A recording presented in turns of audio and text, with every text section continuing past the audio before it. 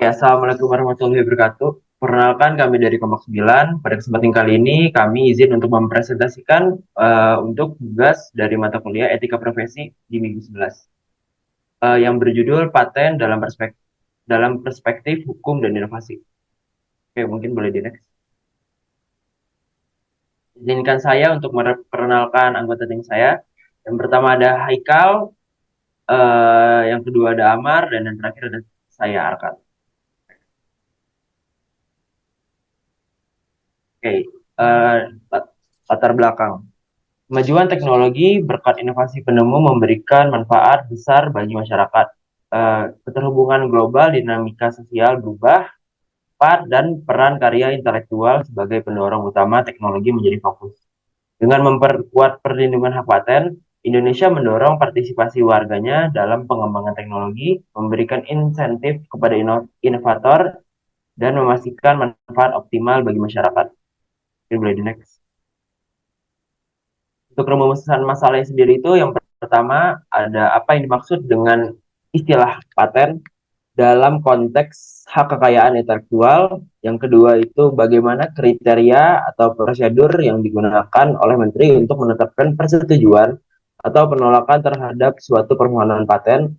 Yang ketiga ada apa definisi sebenarnya dari komisi banding paten dan apa saja tanggung jawab atau tugas yang mereka emban. Yang keempat, bagaimana proses pengajuan banding ke Komisi Banding Paten dan langkah-langkah apa yang perlu diikuti? Yang kelima ada bagaimana mekanisme terjadi pengalihan hak paten menurut regulasi yang berlaku? Dan yang terakhir ada apa yang terdapat kasus konkret yang mencerminkan keputusan persetujuan atau penolakan hak paten dan apa pembelajaran yang dapat diambil dari kasus tersebut. Boleh next. Dan tujuan dari kelompok kami membahas tema ini adalah untuk memperoleh pemahaman mengenai konsep paten. Yang kedua ada untuk menyelami tahapan di mana menteri melakukan penilaian untuk menerapkan persetujuan atau penolakan terhadap suatu permohonan paten. Yang ketiga ada untuk mengenal komisi banding paten dan tanggung jawab yang diemban oleh lembaga tersebut.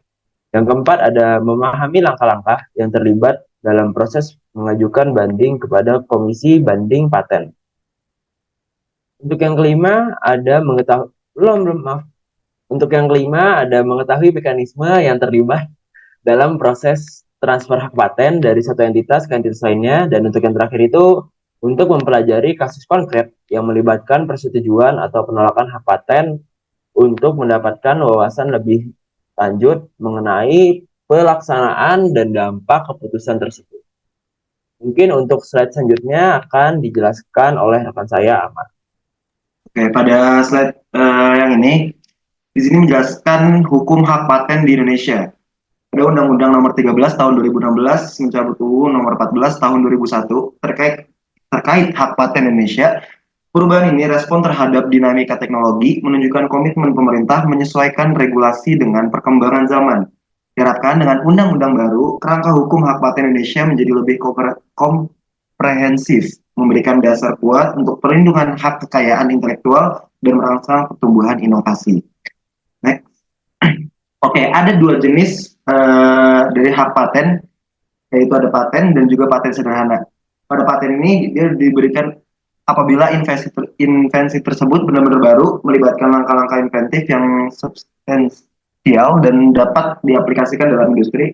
Dan paten sederhana diberikan apabila invensi tersebut tidak memerlukan langkah inventif yang signifikan, melainkan sebatas pengembangan dari produk atau proses yang sudah ada.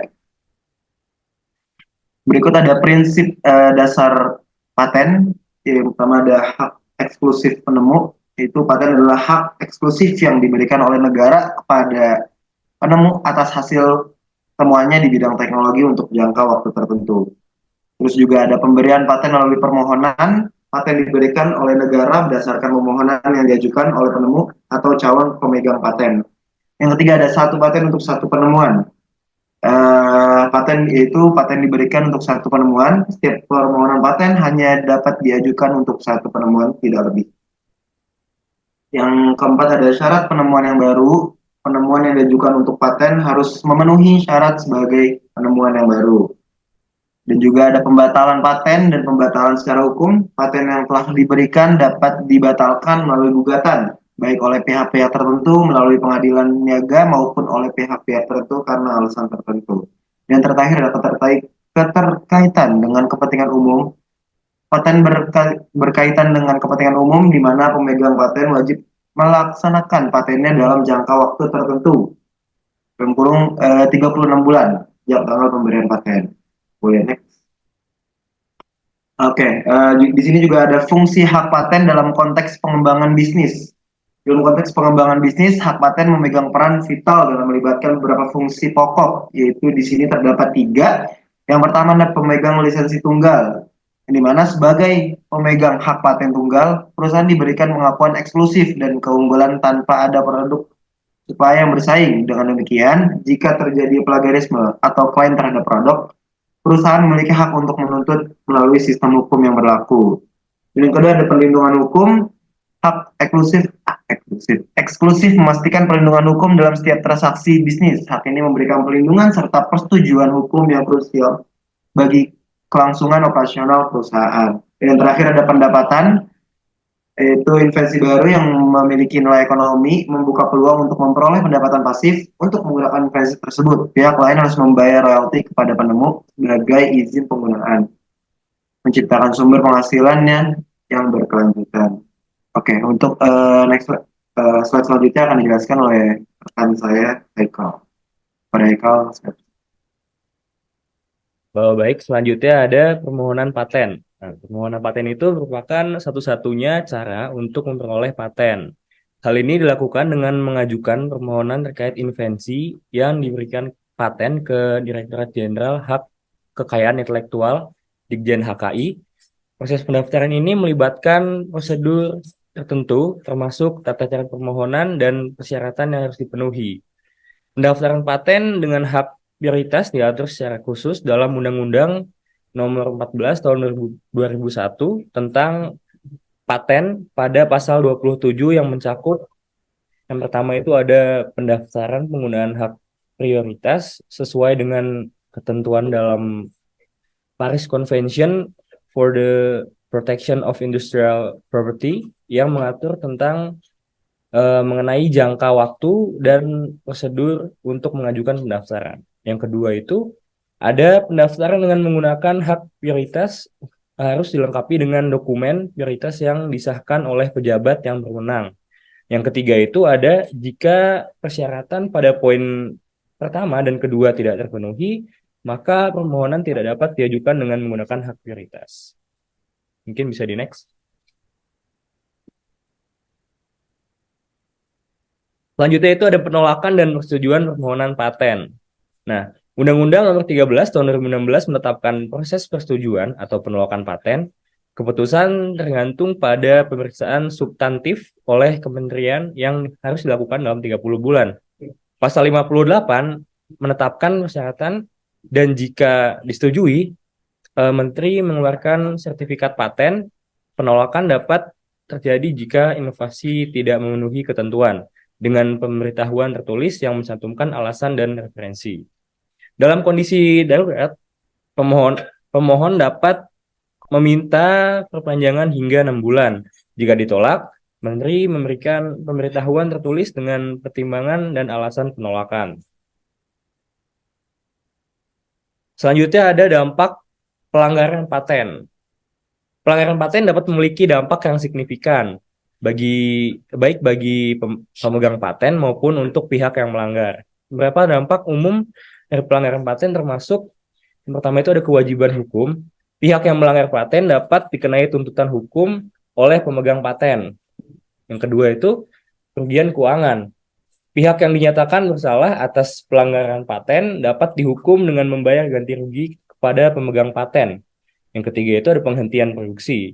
Pengadilan dapat mengeluarkan perintah penghentian produksi atau penjualan produk yang melanggar paten. Selanjutnya ada hilangnya reputasi. Pelanggaran paten dapat merusak reputasi perusahaan atau individu yang melanggar, terutama jika pelanggaran tersebut dianggap sebagai tindakan ilegal. Selanjutnya itu ada contoh kasus hak paten. Contoh kasus di sini itu ada kontroversi hak paten antara Kia dan Hyundai. Hyundai dan Kia dari Korea Selatan terlibat dalam gugatan hak paten terkait teknologi hibrida pada model seperti Sonata dan Optima. Pemegang hak paten, Pace, menggugat di pengadilan Federal Baltimore pada 16 Februari 2012 menuntut menghentikan produksi dan pembayaran biaya lisensi. Meskipun ada percobaan kolaborasi sebelumnya, kesepakatan tidak tercapai, memicu langkah hukum. Kasus ini menyoroti kompleksitas perlindungan hak paten dan persaingan sengit dalam industri otomotif. Selanjutnya ada contoh kasus hak paten yang kedua, perselisihan paten antara Nokia dan Apple. Nokia menggugat Apple atas dugaan pelanggaran hak paten di Munchen, Jerman, dan Texas, United States, terkait 32 paten teknologi, termasuk tampilan, interface pengguna, perangkat lunak, antena, chipset, dan pengkodean video. Meskipun sebelumnya ada kesepakatan pada 2011, Nokia memilih jalur hukum mengingat investasinya sekitar 115 euro dalam pengembangan teknologi selama 2 dekade terakhir. Gugatan ini menyoroti kompleksitas, persaingan, dan perlindungan hak paten di industri teknologi. Selanjutnya masuk ke kesimpulan dan saran. Akan dilanjutkan oleh teman saya, Rusarkan Zafran. Oke, selanjutnya saya akan menjelaskan mengenai kesimpulan dan saran. Jadi kesimpulan yang dapat kami simpulkan bahwa paten itu sebagai hak eksklusif atas inovasi diatur oleh Undang-Undang Nomor 13 Tahun 2016 yang menggantikan UU 14 Tahun 2001 mencerminkan respons terhadap perkembangan teknologi. Dualitas antara perlindungan hak kekayaan intelektual dan persaingan usaha sehat menjadi fokus utama. Perlu menjaga keseimbangan agar hak paten tidak menimbulkan monopoli yang merugikan pasar dan inovasi. Meskipun memberikan insentif kepada penemu, sistem hukum kekayaan intelektual harus menciptakan harmoni antara melindungi hak individu dan mendorong persaingan yang adil. Dan saran yang dapat kami berikan adalah untuk memastikan efektivitas sistem paten penting untuk memberikan perlindungan hukum yang kuat pada pemegang hak paten baik di tingkat nasional maupun internasional, guna mencegah penyalahgunaan. Sistem hukum juga harus menjaga keseimbangan antara hak eksklusif, pemegang paten, dan kepentingan umum. Mendorong kolaborasi untuk memaksimalkan inovasi, meningkatkan kesadaran hukum di kalangan pencipta, dan responsif terhadap perubahan teknologi melalui regulasi yang cepat dan juga relevan. Mungkin boleh di next. Oke, sekian presentasi dari kelompok kami. Kurang lebih ya mohon maaf. Assalamualaikum warahmatullahi wabarakatuh.